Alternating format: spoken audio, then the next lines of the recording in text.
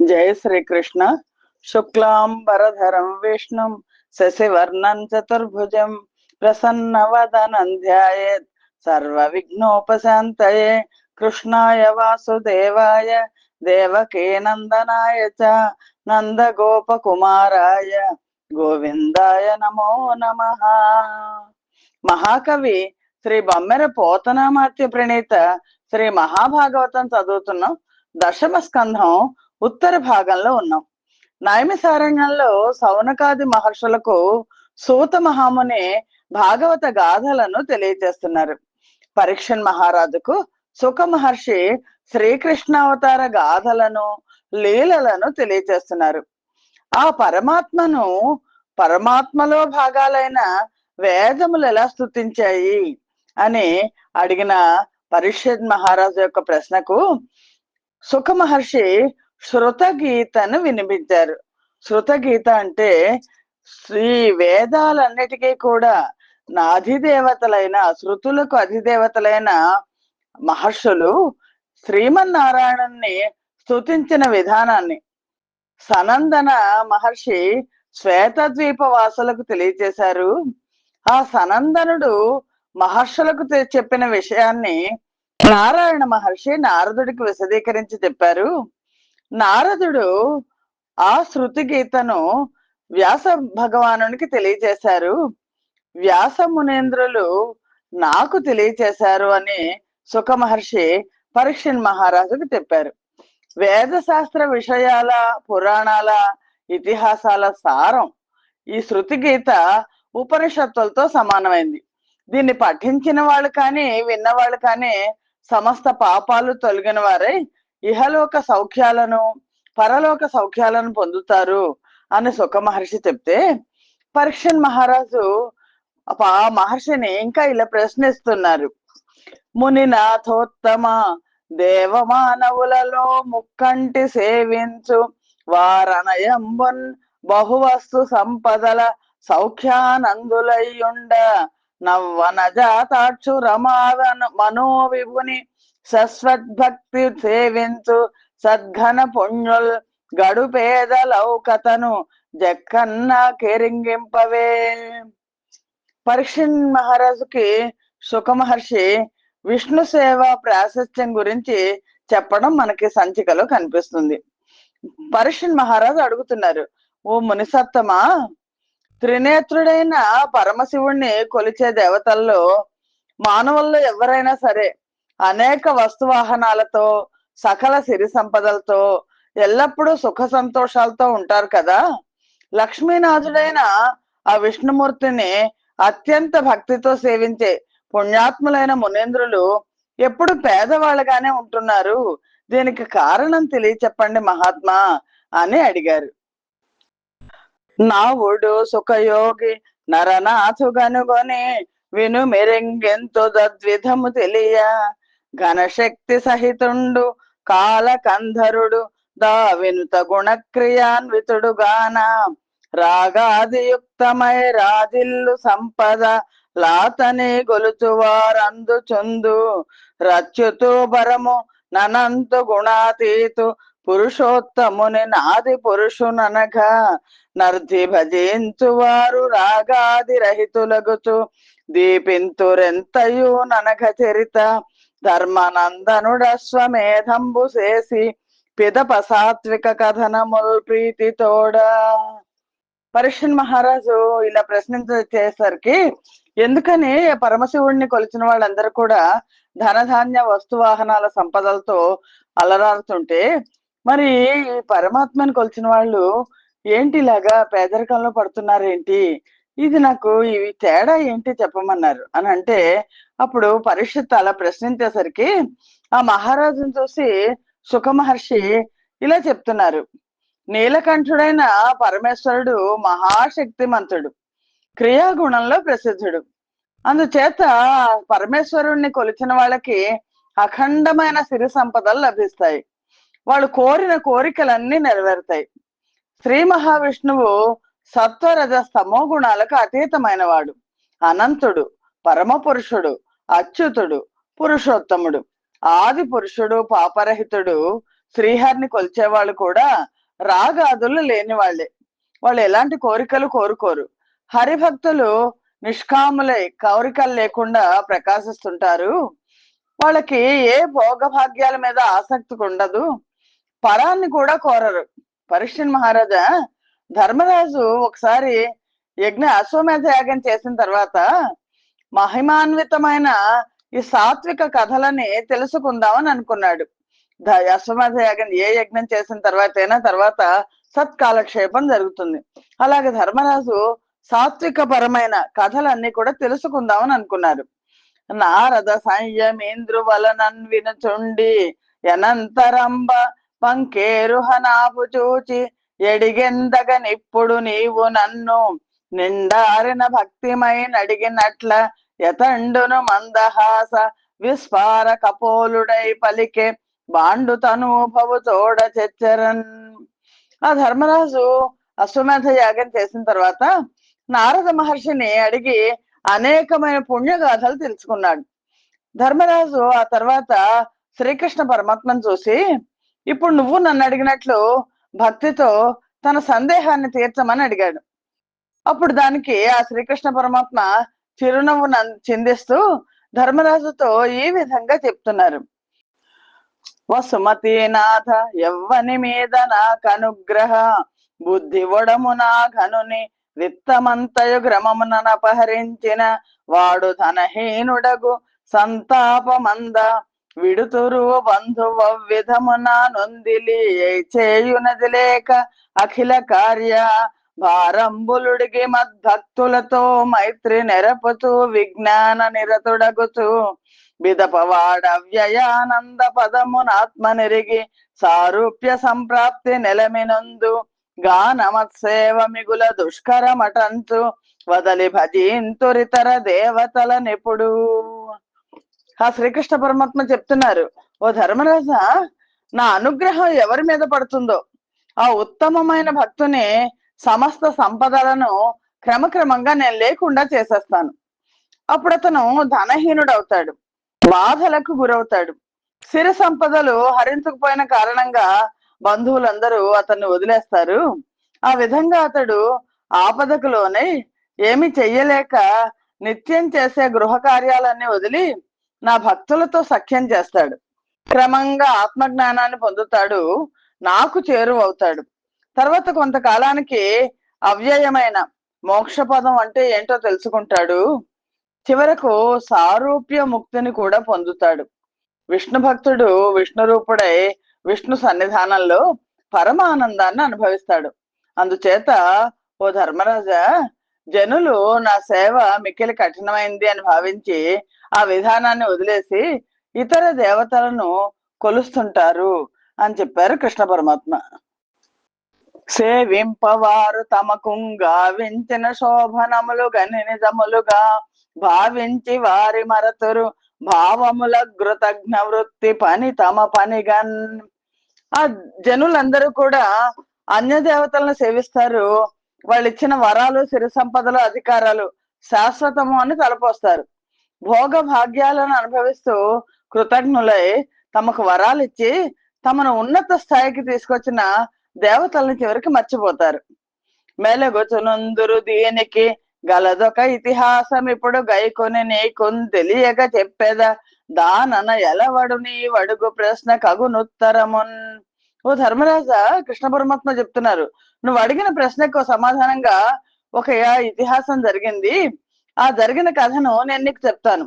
అది వింటే నీ సందేహం తీరిపోతుంది అని చెప్పి శ్రీకృష్ణ పరమాత్మ ధర్మరాజుకి వృకాసురుడు అనే రాక్షసుడి యొక్క కథని తెలియచేయడం మొదలు పెట్టారు.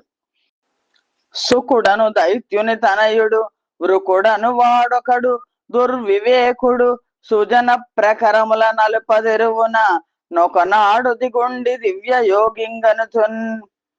పూర్వం కృష్ణ పరమాత్మ చెప్తున్నారు ధర్మరాజుతో ఒక కథ. ఇది వరకు జరిగింది. పూర్వం సుకుడు అనే ఒక దైత్యుడు ఉండేవాడు. దితిపుత్రులు వాళ్ళు.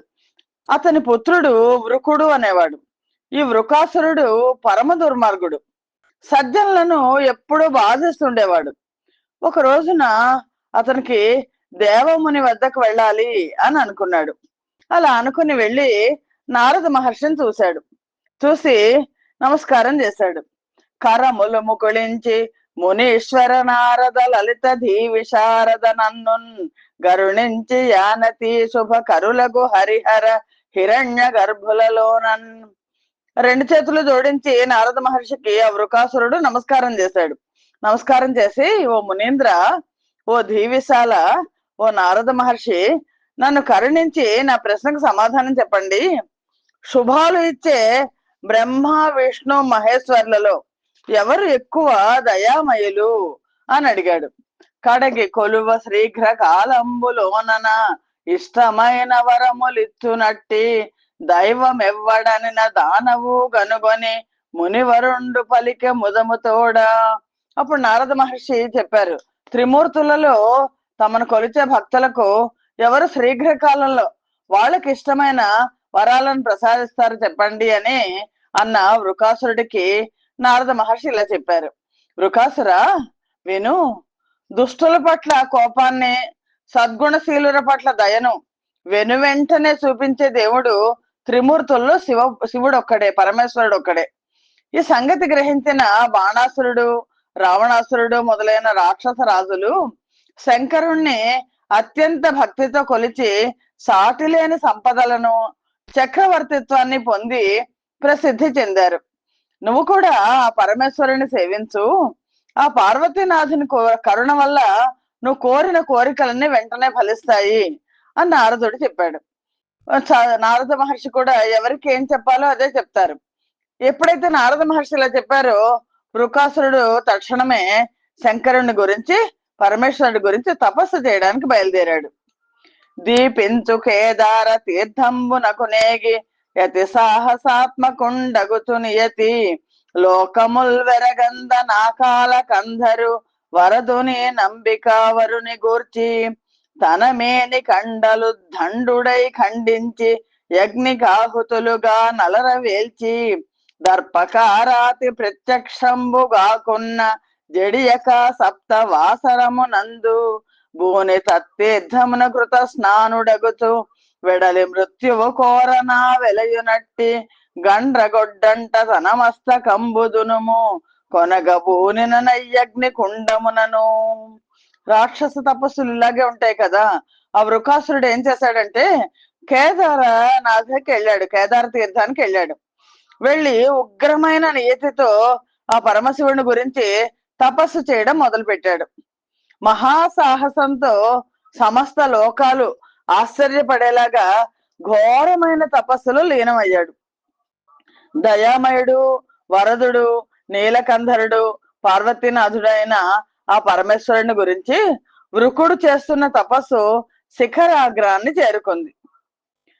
పరమేశ్వరుడు ప్రత్యక్షం కావడానికి వృకుడు వీరావేశంతో, ఇది వీరశైవం అంటారు, వీరావేశంతో తన శరీరంలోని మాంసాన్ని తునియలు తునియలుగా ఖండించి అగ్నికి ఆహుతి చేశాడు. మనం త్రిపురాంతకం వెళ్ళినప్పుడు ఇలాంటి శిల్పాలు మనకు కనిపిస్తాయి. అగ్నికి ఆహుతి, తమ శరీరాన్ని ఖండించుకుని అగ్నికి ఆహుతి చేస్తున్న శిల్పాలు. అలాగా తునియలుగా ఖండించి అగ్నికి ఆహుతి చేశాడు. ఆ వృకాసురుడు ఎంత ఘోర తపస్సు చేసినా ఆ పరమేశ్వరుడు ప్రత్యక్షం కాలేదు. అప్పుడు భయపడకుండా, బాధపడకుండా తన తపస్సును ఇంకా ఉగ్రతరం చేశాడు. 7 రోజుల పాటు ఆ విధంగా తపస్సు చేసి 7వ రోజు కేదార తీర్థంలో పవిత్ర స్నానం చేసి వృకాసురుడు మృత్యుదేవత యొక్క కోరలాగా అతి భయంకరంగా ఉన్న ఒక గండ్రగొడ్డలు తీసుకుని తన తల నరికేసి అగ్నిగుండంలో వెయ్యబోయాడు. అరుదుగా వెలువడి రుద్రుండు కరుణ దలిర్పంగవాని కరమాత్మకరాంబురుహమున బట్టి తెగువకు జ్వరవలదు మెచ్చు వచ్చే సుమహిత చరిత. ఆ వృకుడు సాహసం చూసి పరమేశ్వరుడు ప్రత్యక్షం అయిపోయాడు. రుద్రుడు అగ్నికుండంలోంచి వెలువడి ప్రత్యక్షం అయ్యాడు. వృకాసురుడి మీద కరుణతో శివుడు ఆ దానవుడి యొక్క చేతిని తన చేత్తో పట్టుకున్నాడు. భక్త, ఇంత సాహసానికి పూనుకోవద్దు, నీ తపస్సుకు మెచ్చాను అని వరదుడైనాడు. వరదుడు వరాలనిచ్చేవాడు అయ్యాడు. నీ మది బొడమిన కోరిక లేమైనను వేడుమిపుడ ఇచ్చేద నని నందా మనమున సంతసపడి యా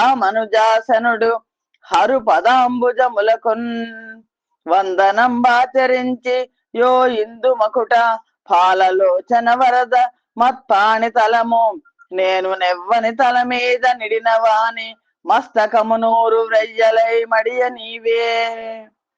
ఆ వృకాసుర పరమేశ్వరుడు వృకాసురుడు చేయి పట్టేసుకున్నాడు. తన తల నరికేసుకోబోతుంటే చేయి పట్టేసుకుని, ఓ వృకాసుర, నువ్వు ఏ కోరిక కోరినా తక్షణం నేను ప్రసాదిస్తాను, కోరుకో అని మహేశ్వరుడు కరుణించాడు. అప్పుడు ఆ దానవేశ్వరుడు ఎంతగానో ఆనందించి ఆ పరమేశ్వరుడి పాద పద్మాలకు ప్రణమిల్లాడు. నమస్కారం చేసి, ఓ చంద్రశేఖర, ఓ ఫాలలోచన, ఓ వరప్రదాత, నీకే కనుక నిజంగా నా మీద దయ ఉంటే నేను ఎవరి తల మీద చేయి పెడితే వాళ్ళ తల వెంటనే 100 ముక్కలైపోయి వాళ్ళు మరణించే వరం నాకు ప్రసాదించు దేవా అని ప్రార్థించాడు. ఇదే ఆసురి లక్షణం అంటే.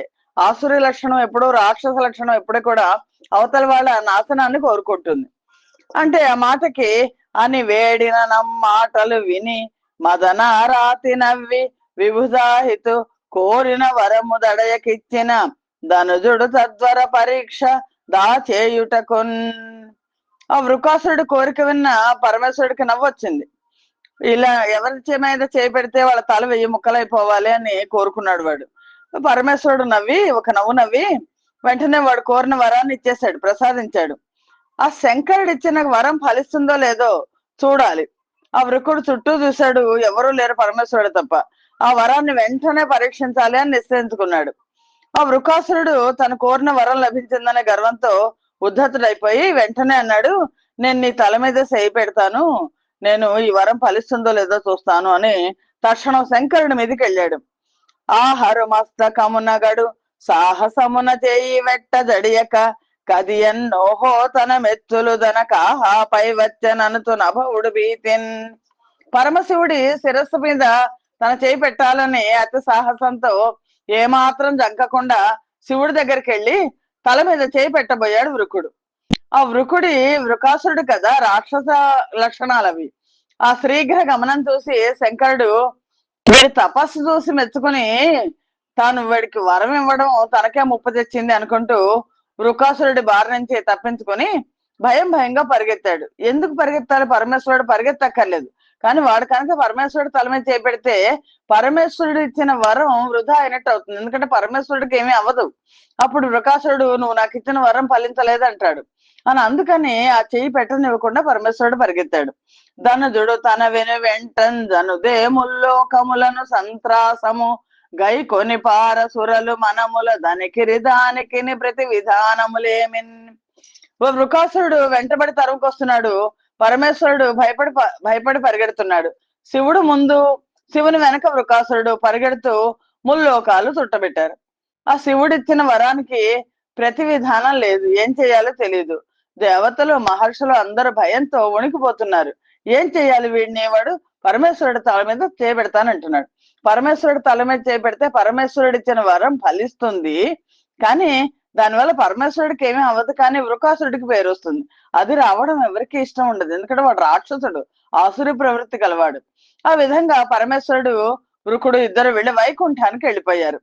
నిరుపమానందం వై నిఖిల లోకములకు నవలమై అమృత పదాఖ్యదనరి దినకర చంద్రదీధితులకు జొరరాక సలలిత సహజ తేజమున వెలుగు సమధి కంబగు శుద్ధ సత్వ గరిష్టమై కరమొప్ప యోగీంద్ర గమ్యమగుచు హరిపద ధ్యాన పరాయణులైన తద్దాసుల కలరు నివాసమగుచు బ్రవిమలానంత తేజో విరాజమాన దివ్యమణి హేమ కలిత సందీప్త భవ్య సౌధ మండప తోరణ స్తంభ విపుల గోపురాది భాసురము వైకుంఠపురము. ఇద్దరు పరమేశ్వరుడికి వృకాసురుడు ఘోరమైన తపస్సు చేశాడు. తపస్సుతో పరమేశ్వరుడిని మెప్పించాడు. అందుకని పరమేశ్వరుడికి వృకాసురుడు పిల్లాడు లాంటి వాడు.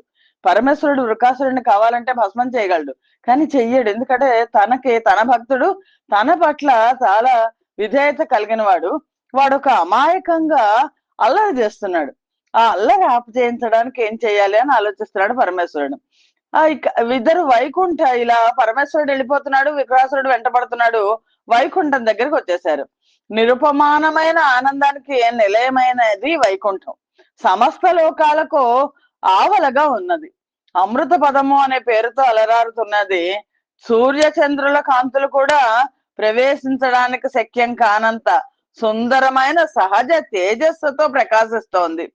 శుద్ధ సత్వగుణంతో అలరారుతోంది. యోగేంద్రులు మాత్రమే ప్రవేశించగలిగే పుణ్యస్థలమై ఒప్పారుతోంది. విష్ణు భక్తులైన విష్ణుదాసులకు నివాస స్థానమై వెలుగొందుతోంది. దివ్య మణులతో పొదగబడిన బంగారు సౌధాలతో, మంటపాలతో, తోరణాలతో, స్తంభాలతో, గోపురాలతో దగదగా మెరిసిపోతూ తేజో విరాజితమై ఒప్పుతోంది. పరమాత్మ భగవద్గీతలో తన పరమ పావనమైన తన ధామాన్ని గురించి చెప్తారు. నద్భాసయతే సూర్యో న శశాంకో న పావకః యద్గత్వా న నివర్తంతే తద్ధామ పరమం మమ. ఏ నా ధామాన్ని సూర్యుడు కాని, చంద్రుడు కాని, అగ్ని కాని వెలిగించలేవు. ఎక్కడికి వెళితే వెనక్కి తిరిగిరారో అదే నా యొక్క వైకుంఠము అని పరమాత్మ తెలియజేస్తారు. ఆ వైకుంఠాన్ని ప్రవేశించి పరమేశ్వరుడు మహావిష్ణువు స్థానాన్ని సమీపించాడు. ఆ సమయంలో కమలాక్షుడైన ఆ మహావిష్ణువు అఖండ వైభవంతో అలరారుతూ శేషతల్పం పైన పరమానంద భరితమైన హృదయంతో లక్ష్మీదేవిని చిరునవ్వుల వెన్నెలలతో తేలుస్తూ ఆర్తితో ఉన్న భక్తజనులను రక్షించడమే కర్తవ్యంగా మెలుగుతూ సంతోష సాగరంలో మునిగున్నారు. అయినప్పటికీ పరమేశ్వరుడి పరిస్థితిని తన దివ్య దృష్టితో తెలుసుకున్నాడు. వెనకాల వృకాసురుడు వస్తున్నాడు కదా. పరమేశ్వరుడు వృకాసురుడికి అనాలోచితంగా ఇచ్చిన వరమే తన తల మీదకి తీసుకొచ్చింది. అందుకని ఎప్పుడు అపాత్ర దానాలు చేయకూడదంటారు. తనను ఆపదల పాలు చేసింది అని కలత చెంది వైకుంఠానికి వచ్చాడని మహావిష్ణువు గ్రహించారు. పరమాత్మ పరమేశ్వరుడికి కలిగిన కష్టాన్ని నివారించాలి అనుకొని అంతవరకు లక్ష్మీదేవితో గడుపుతున్న వినోద కార్యకలాపాలను ఆపి ఆ వృకాసురుడి మదం అణచడానికి పూనుకున్నారు. తాపించ రుచితోడ ద్రస్తరించెడు మేను బసిడి ముంజియు దగు పట్టుగొడుగు ధవళాంశురుచి జన్నిదంబును దిన్నని దండంబు చేత కమండలవును పసుపు గోచియు జిన్ని పెట్టె వర్ధనమును రాజితంబైన మృగాదినంబు దూలాడు సిగయును వ్రేలు మారుట గోచి వేలిమి బొట్టును వ్రేళ్ల దర్భ ధనర సందీప్త హవ్య వాహన సమాన కాంతి జలువంది అద్భుత క్రమమలర్ప జతురగతి నబ్డు వటుక వేషంబు దాల్చి వచ్చి ఆ నీచ దానవ వరుని చేరి. అప్పుడు శ్రీ మహావిష్ణువు నిగనిగని మేనికాంతితో, బంగారు మొలతాడుతో, పట్టు గొడుగుతో, తెల్లని జంధ్యంతో, తిన్నగా ఉన్న దండంతో, పసుపు రంగు గోచితో, చిన్న పట్టెవర్ధనంతో, కాంతివంతమైన జింక చర్మంతో, చేతిలో కమండలాన్ని ధరించి సిగ వేలాడుతుండగా వేళ్లకు దర్భలతో చేసిన ఉంగరాలు పెట్టుకుని, కొన్ని దర్భలు చేత్తో పట్టుకుని, దేదీప్యమానమైన అగ్నిదేవుని తేజస్సుతో సమానమైన తేజస్సుతో వటువులాగా వటువేషధారిగా శ్రీ మహావిష్ణువు ఆ నీచ రాక్షసుడి దగ్గరికి వెళ్ళాడు. శ్రీ మహావిష్ణువు వృకాసురుడికి కపట నమస్కారం చేశాడు. అతనితో మృదు మధుర భాషణలతో ప్రసంగిస్తూ మచ్చిక చేసుకున్నాడు. ఏంటి అంటే ఈ వృకాసురుడిని పరమేశ్వరుని మించి దృష్టి మళ్లించాడు. రాక్షసనాథుడిని అనునయిస్తూ శ్రీ మహావిష్ణువు ఈ విధంగా అన్నాడు. అసురరాజా, ఈ విధంగా మార్గాయాసంతో ఇంత దూరం ప్రయాణించి ఇక్కడికి ఎందుకు వచ్చావయ్యా? సకల సౌఖ్యాలకు నిలయమైన నీ శరీరాన్ని ఎందుకు ఇంత కష్టపెట్టావు? ఇంతగా ఆయాసపడుతున్నావే? ఎంత నీదైతే మాత్రం శరీరాన్ని ఇంత దుఃఖ పెట్టచ్చా? మంచి మాటలు చెప్తున్నారు. అయిందేదో అయిపోయింది. ఇదిగో ఇక్కడ కొంచెంసేపు ఆగి అలసట తీర్చుకో. అసలు నువ్వు ఇంత కష్టపడ్డానికి కారణం ఏంటి చెప్పు. మనసులో ఒకటి బయటకు ఒకటి కాకుండా నీ పట్టుదలకు గల కారణం ఏంటో చెప్పవచ్చు అనుకుంటే చెప్పు అని ఎంతో ప్రేమగా మధురంగా అడిగాడు. అలా మధురంగా అడుగుతున్న ఆ శ్రీకృష్ణ పరమాత్మ ఆ విష్ణుమూర్తి యొక్క అమృతతుల్యమైన మాటలు విని వృకాసురుడు ఎంతగానో సంతోషించాడు. అంటే అలసిపోయినాడు, తపస్సు చేశాడు, తర్వాత పరిగెత్తాడు, కొంచెం అలసట తెచ్చుకున్నాడు. వెంటనే తను అక్కడికి ఎందుకు వచ్చాడో, ఏం చేయాలని అనుకున్నాడో అంతా సవిస్తరంగా ఆ వటువుకి చెప్పాడు, మాయ వటువుకి వామనాకారానికి వచ్చేసాడనమాట. హరిధరహాసమొప్ప బిసితాసను గన్గొని పల్కె దానవేశ్వర మును దక్ష శాపమున జాల పిశాచి పతౌట సూనృత స్ఫురణము మాని సంతతము బొంకుచునుండు పురారి మాట నీ వరయక వెంటనే గదగదాతని చేతలు మాకు వింతలే. అప్పుడు శ్రీ మహావిష్ణువు ఇలా అంటున్నారు. వృకుడు చెప్పిందంతా విని మందహాసంతో విష్ణువు ఆ రాక్షసుడిని చూసి ఇలా పలికాడు, అయ్యో దానవనాథ, పూర్వం శివుడికి దక్షుడు శాపం ఇచ్చాడు కదా, శివుడు సతతం ఏదో బొంకుతూ ఉంటాడు, అతని చేతలు మాకు తెలియనివి కావు, శివుడిచ్చిన వరం నిజం అనుకున్నావా, అతని వెంట పరిగెత్తడం మంచిది కాదు అని సజ్జనులను బాధించే వృకాసుడికి గుణపాఠం నేర్పించడానికి శ్రీ మహావిష్ణువు ఇలా పలికారు. అంతే తప్ప విపరీతమైన అర్థాన్ని ఎప్పుడు తీసుకోకూడదు. మా పరమేశ్వరుడు ఇచ్చిన వరంతో మదం ఎక్కి ఉన్న ఆ వృకాసుడికి పరమేశ్వరుడు ఇచ్చింది నిజం కాదు అని మదాన్ని తగ్గించడానికి మహావిష్ణువు చేసిన ప్రయత్నం అది. నిజము పలికనే నెరితన తల మీద నీకరంబు మోప నీక తలగి వచ్చు నోటు నితని వలన ప్రత్యయమున దగులనేమి గలదు ధనుజవర్య. మహావిష్ణువు చెప్తున్నారు వృకాసుడితో, ఒకవేళ శివుడు నీతో నిజమే చెప్పాడు అనుకో, అలా చెప్పి ఉంటే తన తల మీద నీ చేయి మోపనివ్వకుండా ఎందుకు కలిగి పెడుతున్నాడు, నిలబడి తన మాట నిజం చేయొచ్చు కదా. అందుకని ఓ ధనుజవర్య, ఆ పరమేశ్వరుడి మాట ఎప్పుడో నమ్మకు నువ్వు, నీ చేయి తగిలితే అతనికి ఏమవుతుంది, ఏం కాదు కదా, అందుకని అతని మాట అసత్యమని నీకు తెలిసిపోతుంది అంతే. ఎందుకంటే వృకాసురుడు పరమేశ్వరుడు తల మీద చేపెడితే పరమేశ్వరుడికి ఏం కాదు, కానీ అది పరమేశ్వరుడు ఇచ్చిన మాట అసత్యం అవుతుంది కదా, అందుకని పరిగెడుతున్నాడు. అశుచి ఎగుచున్న అతనిని అంటగా పని కాదు, కాలు చేయి కడిగి కడగవార్చి అతని వెంట వేట్క నరుగుదువే నీవు నవలనంటదగును నసురనాథ. ఓ అసురేశ్వర, నువ్వేమో అశుచిగా ఉన్నావు, ఇలా అశుచిగా ఉండి పరమేశ్వరుడిని ముట్టుకోవచ్చు అసలు, అశుచిగా నువ్వు మళ్ళీ శివుడిని తాకితే శివుడిచ్చిన వరం ఫలించదు, కాబట్టి నా మాట విను, నువ్వు శుభ్రంగా కాళ్ళు చేతులు కడుక్కొని నీళ్లు నోట్లో పోసుకొని పుక్కిలించి పరిశుభ్రతతో ఆ పరమేశ్వరుడి వెంట వెళ్ళు. ఆ విధంగా చేస్తే అప్పుడు ఆ పరమేశ్వరుడిని తాకి నీ కోరిక తీర్చుకోవచ్చు, ఆ పరమేశ్వరుడి వరం కూడా ఫలిస్తుంది. అంటే వరపిచ్చిన వరప్రదాత పైనే వరాన్ని ప్రయోగించాలనుకోవడం ఆ వృకాసురుడి గర్వం ఏపాటితో తెలుస్తోంది మనకి. అని నువ్వు ముందర స్నానం చెయ్యి, స్నానం చేస్తే నువ్వు శుభ్రంగా స్నానం చేసి శుచివయ్యి అప్పుడు పరమేశ్వరుడిని వెళ్ళి తాకు, నీ వరం ఫలిస్తుంది అన్నాడు. అని అతి దుశ్శంకలు మాని పొమ్మనిన దైత్యారాతి మాయా విమోహితుడై విస్మృతి నొంది తామసముచే నేపారి వాడాత్మపాణి తలంబుందన నెత్తి మోపికొని తానేలన్ వెసన్గూలే విశ్రుత దంభోళి హతిన్ వడింబడు మహాక్షోణి ధరంబోయనన్. ఓ వృకాసుర, శివుడు ఎందుకు పారిపోతున్నాడు, శివుణ్ణి అందుకోలేకపోతున్నానే అని అనవసరంగా ఆలోచించకు, లేనిపోని అనుమానాలు పెట్టుకోకు, నేను చెప్పినట్లు చెయ్యి, వెళ్ళు, వెళ్ళి ఏ నదిలో శుభ్రంగా స్నానం చేసేసి శుభ్రంగా కాళ్ళు చేతులు కడుక్కొని నోరు కడుక్కొని శుభ్రం అయ్యి అప్పుడు శుచిగా వచ్చి పరమేశ్వరుడిని ముట్టుకో అని అన్నాడు. అని వటుడు నమ్ము పలికాడు. ఆ మహావిష్ణువు అలా చెప్పేసరికి ఆ వృకాసురుడు విష్ణు మాయకు లోబడిపోయాడు. సర్వం విస్మరించిన వాడై అజ్ఞానానికి లోనయ్యాడు. ఆ వృకుడిలో తామస గుణం అధికమైంది.